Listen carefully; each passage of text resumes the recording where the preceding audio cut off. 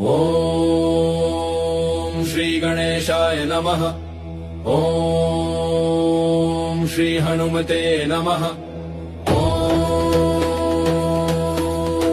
पंचमुखी हनुमते नमः। पंचवक्त्रं महाभीमं त्रिनेत्रं च महाबलम् सिंहिका गर्भसम्भूतं हनुमन्तं नमाम्यहम्। ओम हम हनुमते रक्ष रक्ष सर्वतो माम्। ओम हम हनुमते रक्ष रक्ष सर्वतो माम्। ओम पूर्वे हनुमान् कपिमुखधारी रक्षतु माम्। दक्षिणे नारसिंह वपुर्मान् सदा पातु। पश्चिमे गरुडरूपवान् रक्षतु।